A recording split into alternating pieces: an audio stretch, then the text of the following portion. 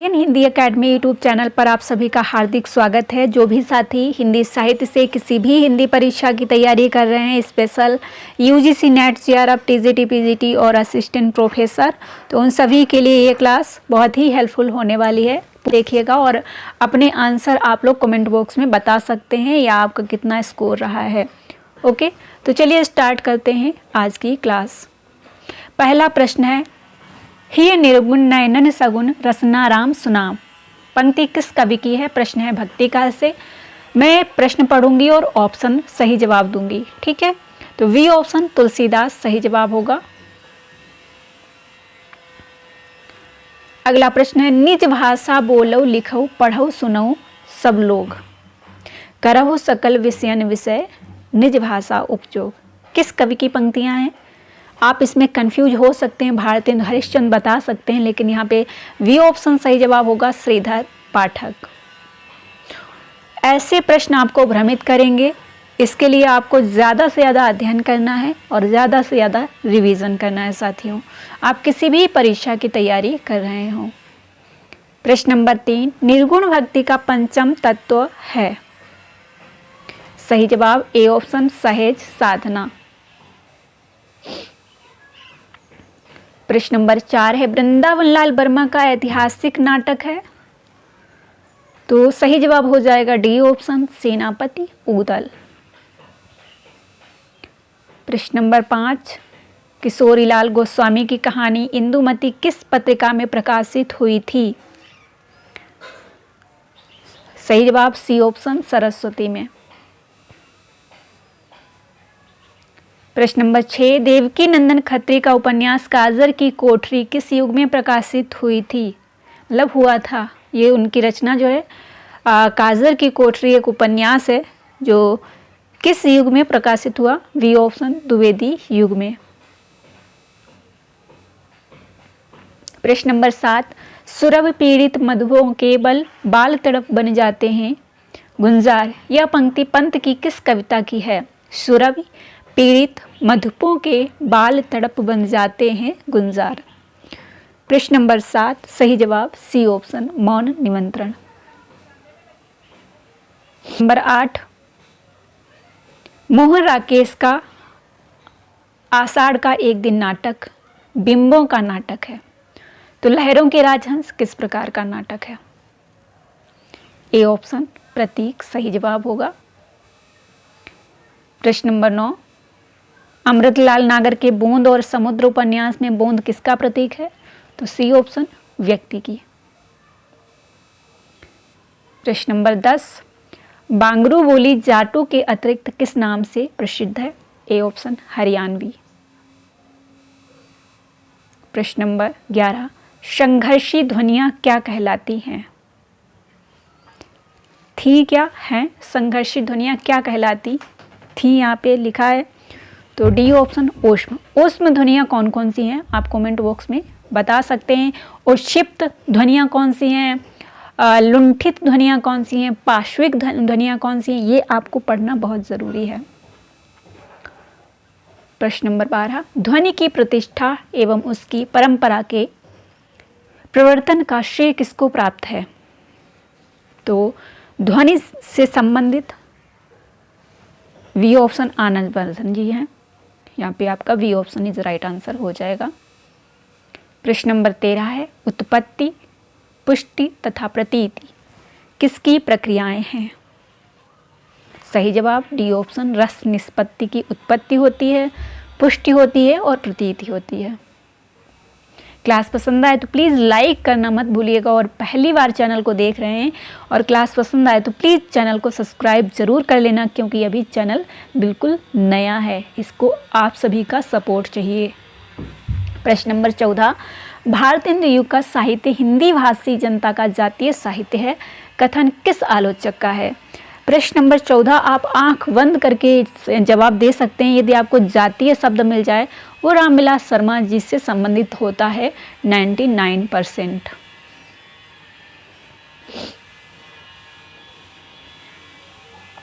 प्रश्न नंबर 15, एक पतंग अनंत में, आप लोग अपने आंसर कमेंट बॉक्स में बताते जा सकते हैं। संग्रह किस कवि का है? एक पतंग अनंत में। प्रश्न नंबर 15 सही जवाब ए ऑप्शन अशोक वाजपेयी। जो लोग टीजीटी पीजीटी की तैयारी कर रहे हैं खासकर उन सभी के लिए ऐसे प्रश्न होंगे और अभी आगे आपको नेट जेआरएफ के लेवल के प्रश्न देखने को मिलेंगे। 16 नंबर निम्नलिखित में से कौन सा कहानी संग्रह चित्रा मुदगल का नहीं है? प्रश्न नंबर 16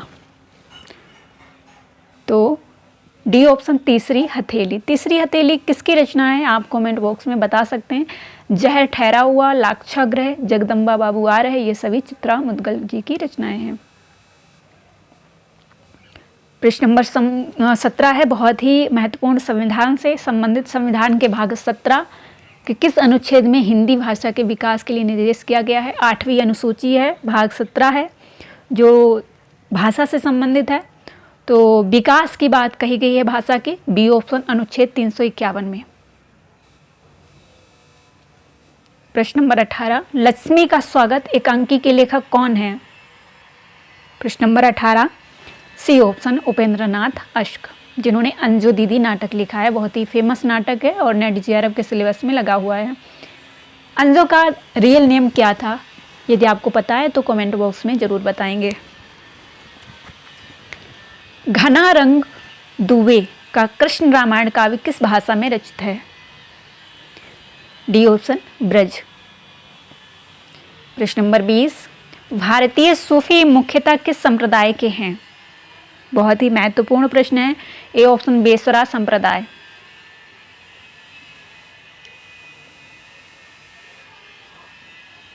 प्रश्न नंबर 21 काल क्रमानुसार जयशंकर प्रसाद के कहानी संग्रहों का सही क्रम है? तो सबसे पहले तो इनका कौन सा आता है? प्रतिध्वनि, फिर आकाशदीप, आंधी, इंद्रजाल। इंद्रजाल जो है इनकी अधूरी रचना है। ठीक है, ये नेट जेआरएफ के लेवल के हैं। प्रश्न नंबर 22 है प्रकाशन वर्ष के आधार पर निम्नलिखित उपन्यासों का सही क्रम कौन सा है? तो 22 का बी झोला नट, कठपुलाव, अपने अपने चेहरे, कथा सतीसर। आप इनको सरस्वती पांडे की पुस्तक से तैयार कर सकते हैं। ये आप काल क्रमानुसार विश्व हिंदी सम्मेलनों का संगत वर्ग है, जो टीजीटी पीजीटी की तैयारी कर रहे हैं उनके लिए स्पेशल है। ए मॉरिशस, लंदन, सूरीनाम, न्यूयॉर्क सही जवाब होगा। पत्रिकाओं से प्रश्न है प्रकाशन वर्ष के आधार पर निम्नलिखित पत्रिकाओं का सही क्रम है? तो प्रश्न नंबर 24 का सही जवाब सी ऑप्शन बालाबोधिनी, समालोचक, विशाल भारत, प्रतीक। ये भी आपको सरस्वती पांडे की पुस्तक में मिल जाएगा। 25 नंबर प्रश्न आपका आलोचना ग्रंथों से है। प्रकाशन वर्ष के अनुसार रामस्वरूप चतुर्वेदी की आलोचनात्मक कृतियों का सही क्रम क्या है? 25 नंबर। तो डी ऑप्शन सर्जन और भाषिक संरचना, इतिहास और आलोचक दृष्टि, हिंदी साहित्य और संवेदना का विकास, हिंदी गद्य विन्यास और विकास। ये आपको तैयार कर लेना है सरस्वती पांडे की पुस्तक से। मोस्ट इम्पोर्टेंट 26 नंबर काल क्रमानुसार निराला की काव्य कृतियों का सही क्रम क्या है? 26 नंबर वी ऑप्शन बेला, अर्चना, आराधना, सांध्याकाकली। ये आपको सरस्वती पांडे पुस्तक में मिल जाएगा। 27 नंबर प्रकाशन वर्ष के आधार पर वृंदावन लाल वर्मा के उपन्यासों का सही क्रम है? 27 का ए ऑप्शन संगम, कुंडली चक्र, विराटा की पद्मिनी, टूटे कांटे। 28 नंबर प्रश्न है प्रकाशन वर्ष के अनुसार लक्ष्मी नारायण लाल के नाटकों का सही क्रम है? 28 नंबर सी ऑप्शन अंधा कुआं, रात रानी, सूर्यमुख, कर्फ्यू। यदि आपको कोई सुझाव देना है तो आप कमेंट बॉक्स में बता सकते हैं, कुछ इम्प्रूव कराना है तो आप कमेंट बॉक्स में लिख सकते हैं। 29 नंबर प्रकाशन वर्ष के आधार पर निम्नलिखित उपन्यासों का सही क्रम है? 29 नंबर डी ऑप्शन चित्रलेखा, गुनाहों का देवता, वे दिन और आधा गांव। ठीक है, D option is right answer हो जाएगा। 30 नंबर प्रश्न है हमारा, प्रकाशन वर्ष के अनुसार निम्नलिखित कविता संकलनों का सही क्रम है। तो वी ऑप्शन, सांकलों में कैद, क्षितिज, गवाह इस पौरुषपूर्ण समय में, कविता में औरत। आप इन सभी रचनाओं को देख लीजिएगा एक बार, क्योंकि परीक्षा में आने की संभावना है। यहाँ पे सॉल्व करेंगे। 31 नंबर है, निम्नलिखित ग्रंथों को उनके रचनाकारों के साथ सुमेलन करना है। रसकलश हरिवंश जी की है, सी का फर्स्ट ऑप्शन। आप यहाँ फर्स्ट में ही दे सकते हैं, तो ए ऑप्शन सही हो जाएगा।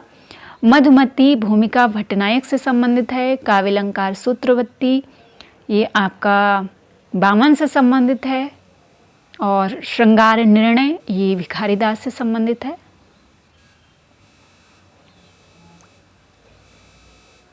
थर्टी 32 नंबर क्वेश्चन आप देखेंगे, निम्नलिखित काव्य पंक्तियों को कवियों के साथ सुमेलित करना है। दुल्हन गावो मंगलाचार, मेरो मन अनथ कहाँ सुख पावे।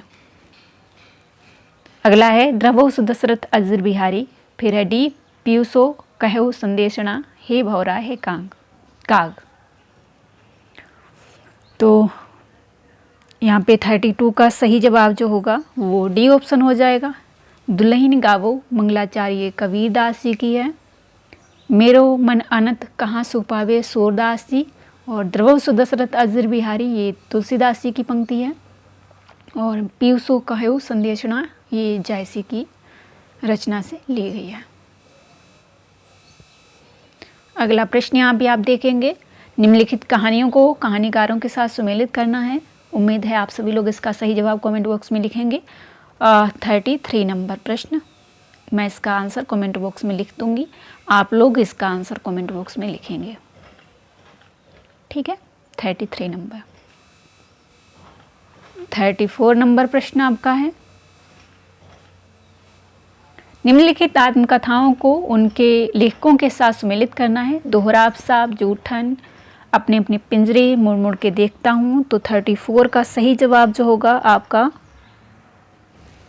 सी ऑप्शन, दोहराव साहब, कौशल्या वैशंतरी, जूठन ओम प्रकाश वाल्मीकि, अपने अपने पिंजरे मोहनदास निमिषारण, मुड़ मुड़ कर देखता हूँ राजेंद्र यादव। 35 नंबर प्रश्न है, निम्नलिखित पात्रों को उपन्यासों के साथ सुमेलित करना है। डॉक्टर प्रशांत है मैलांचल में, ए का थर्ड, बी ऑप्शन सही जवाब। वर्षा वशिष्ठ जो है मुझे चांद चाहिए। और मंदा जो है इदनम में है। विपत्ति जो है पागल कुत्तों का मसीहा में है। 36 नंबर प्रश्न आपका है, निम्नलिखित संस्मरणों को उनके लेखकों के साथ सुमेलित करना है। मील के पत्थर है, वे दिन वे लोग, चेतना के बिंब, स्मृति कण, चेतना के बिंब डॉक्टर नगेंद्र, शी का फर्स्ट, डी ऑप्शन में है। मील के पत्थर राम वृक्ष बेनीपुरी, वे दिन वे लोग शिवपूजन सहाय।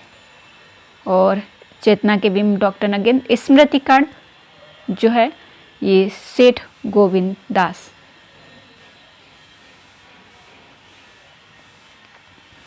यहाँ पे आप प्रश्न देखेंगे 37 नंबर, मैथ्स करना है। बहुत ही महत्वपूर्ण प्रश्न है सभी। शैली विज्ञान की भूमिका, शैली विज्ञान और भारतीय काव्यशास्त्र, शैली विज्ञान का इतिहास। 37 सही जवाब बी ऑप्शन, ए का थर्ड हो जाएगा। शैली विज्ञान की भूमिका रविंद्रनाथ श्रीवास्तव। और शैली विज्ञान सुरेश कुमार। शैली विज्ञान और भारतीय काव्यशास्त्र सत्यदेव चौधरी। और शैली विज्ञान का इतिहास पांडे शशिभूषण सितांशु।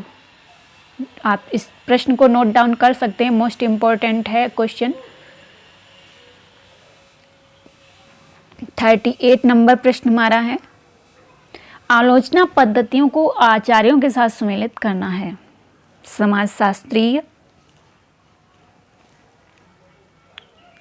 आलोचना, मानवतावादी आलोचना, सौष्ठववादी आलोचना, प्रयोगवादी आलोचना।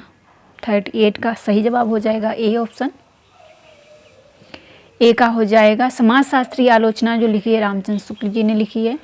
मानवतावादी आलोचना जो लिखी है वो हजारी प्रसाद द्विवेदी ने लिखी है। सौष्ठववादी जो आलोचना लिखी है वो नंदलाल वाजपेयी ने लिखी है, ये इसीलिए सौष्ठववादी कहे जाते हैं। और जो प्रयोगवादी आलोचना है वो विजयदेव नारायण शाही ने लिखी। विजयदेव नारायण शाही प्रयोगवाद के कौन से तार सप्तक में आते हैं, कमेंट बॉक्स में बताइएगा आप। 39 नंबर क्वेश्चन है आपका। मर गया देश, अरे जीवित रह गए तुम, और शायरी को आदमी की ज़रूरत है, छोड़ ध्रुवों की मृद छाया, मेरे लिए हर आदमी एक जोड़ी जूता है।